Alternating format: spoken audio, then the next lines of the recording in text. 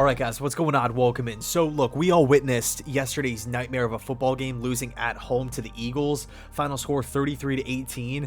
It was not fun. I mean, what an absolute disaster. What a train wreck defensively. It seriously irritates me to think about it. It's still fresh in my mind, even though it's the next day. I mean, once again, Robert Saleh is unprepared, disorganized, and outcoached. So I hate that it's becoming an ongoing thing, but that aside, I wanted to take away something positive from yesterday's performance, and that was Zach Wilson. And let's get this out of the way first and foremost. Was he perfect? No. He was not perfect, but there was improvement. Okay, that's the area that I want to highlight. If you take a look at Zach Wilson's numbers, he was 23 of 38 with 226 passing yards, 2 touchdowns with a rushing touchdown that happened early, and then of course we had the interception as well. I felt like for the majority of the day, Zach Wilson was decisive, he was poised, he was hanging in the pocket, he wasn't looking to escape, he didn't play scared at all.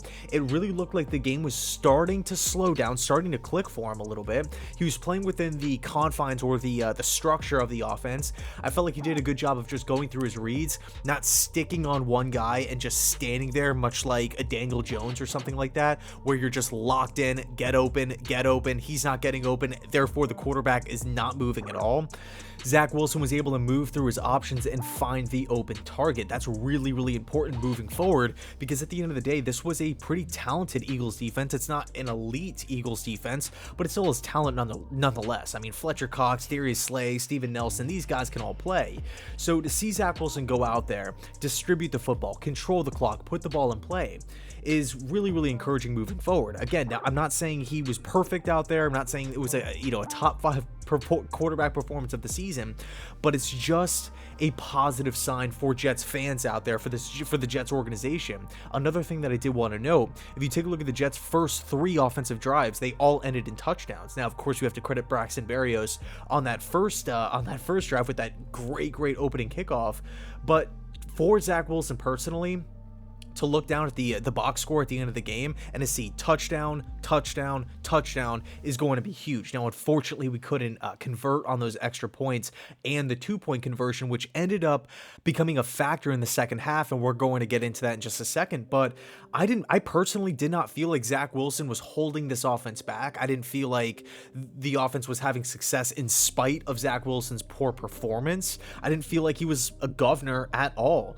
I really felt like he did a good job of just distributing, putting the ball in play, completing passes, and again, going through his reads effectively, leading the offense, which resulted in points, at least in the first 3 drives. Now, again, as far as the second half is concerned, I don't want to say it was a missed opportunity. I do want to tip my cap to the Eagles, Sirianni, Gardner Minshew, because this Eagles team was up by 1 score going into halftime, 24-18. What proceeds to happen? The Eagles get the ball to start the third quarter.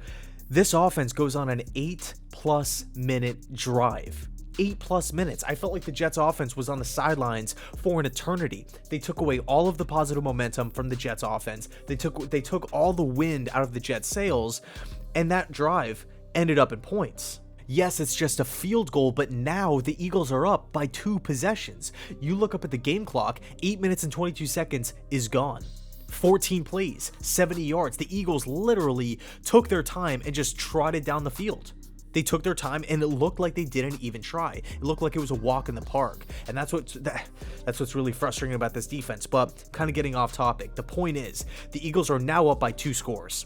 The Jets are getting the ball back. The panic is starting to creep in a little bit, or the sense of urgency rather, because the game clock won't wait up for you. What happens? The Jets offense goes 3 and out, punting the ball back to Philadelphia. And here's where we have to take a look at Robert Saleh, Jeff Ulbrich, and this Jets defense, because the Eagles, Gardner Minshew, aka Aaron Rodgers, goes right down the field again and gets another 3 points. So now the score is 30-18. You're starting to feel it slip through your grasp, slip through your fingers, and the Jets start to press. Because we're down by multiple scores, we're literally running out of time here, and we have to start throwing. 6 straight passes later, it gets picked off, and I felt like at that point, the game was over. Of course, the Jets could have, made a play on defense. We could have, rallied back offensively, but it just felt like the team was just morally shot at that point, and there was just no coming back from it. So as far as the second half is concerned, I don't want to put too much of it on Zach Wilson. Again, credit Philadelphia. They did a great job offensively, taking care of the football, taking the wind out of the Jets' sails, controlling everything, controlling the momentum, the clock, really the entire game from that point on. So I don't want to say that Zach Wilson never had a chance, because he literally did, but it was tough. It was a tough situation to be in. You're down, you're pressing, and that's where we saw the turnover. So the point is, in the first half, you could see improvement. You could see this Jets offense not just move the chains and sustain drives, but score touchdowns and get in the end zone. That's what wins you games. Scoring points wins you games. Okay, and it's honestly been a lot of field goals over the last couple of weeks. It's been not converting in the red zone, but today we were able to make some noise, again, only in the first half, but it's a step in the right direction. It's trending upwards, and you have to love to see it.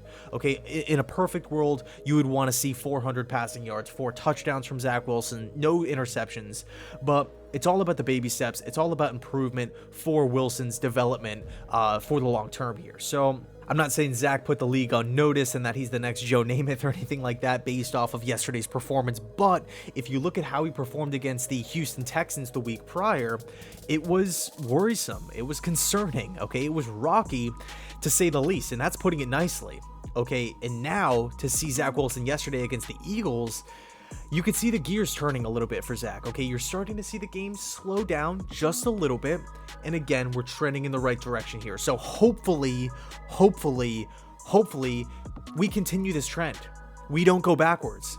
That's been a trend this season, and that irritates me, okay? That really is disappointing to see this team go 1 step forward, 2 steps back. 1 step forward, 2 steps back. I don't want to see that. Next week, we got the Saints. Are they a fantastic team? No, but they're definitely not a bad one. They are definitely not a pushover of a team, so we have to be prepared.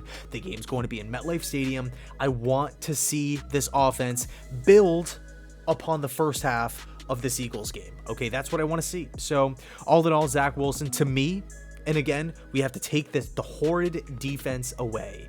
Saleh, Ulbrich, put them aside for a second. And when we just look at LaFleur and Zach Wilson and how this offense moved, I was impressed. I got to be honest with you. I was impressed, at least for the first half of this game. So I'll leave it there. Let me know your thoughts down below in the comment section. I really appreciate you taking the time to watch. I know it's tough with all the losing this season. The Jets are only 3-9 on the year, and I just want to say it does truly mean the world that you're taking the time to consume more Jets content. Anyway, thanks so much, and as always, go Jets.